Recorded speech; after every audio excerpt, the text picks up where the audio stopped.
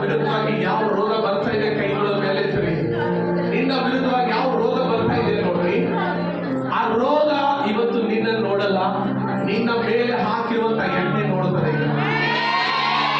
ಅಂದ್ರೆ ಅರ್ಥ, ಈಗ ರೋಗ ನಿನ್ನನ್ನು ಕಾಡಿಸ್ಲಿಕ್ಕೆ ಸಾಧ್ಯ ಇಲ್ಲ. ಯಾವುದೇ ಬ್ಯಾನಿ ನಿನ್ನ ಮೇಲೆ ಅಟ್ಯಾಕ್ ಮಾಡಕ್ಕೆ ಸಾಧ್ಯ ಇಲ್ಲ. ಯಾವುದೇ ದುರಾತ್ಮದ ಕಾರ್ಯಗಳು, ಮಾಟ ಮಂತ್ರಗಳು ನಿನ್ನ ಮೇಲೆ ನಡಿಲಿಕ್ಕೆ ಸಾಧ್ಯ ಇಲ್ಲ ಇವತ್ತು. ಯಾಕಂದ್ರೆ ನಿನ್ನ ಒಳಗಡೆ ಯೇಸುವಿನ ರಕ್ತ ಚಲಿಸ್ತಾ ಇದೆ.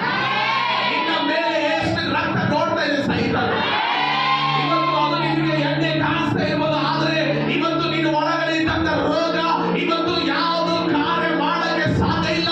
ಇವತ್ತು ಬಿಡುಗಡೆ ಕಾರ್ಯ ಮಾತ್ರ ನೀನು ನೋಡ್ತೀಯ.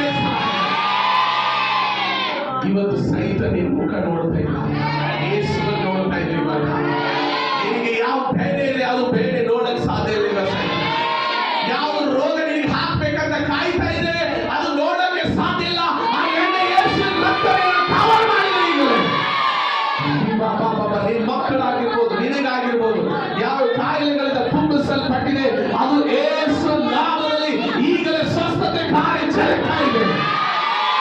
Hallelujah. ಸ್ತೋತ್ರ ಸ್ತೋತ್ರ ಸ್ತೋತ್ರ ಸ್ತೋತ್ರ ಸ್ತೋತ್ರ.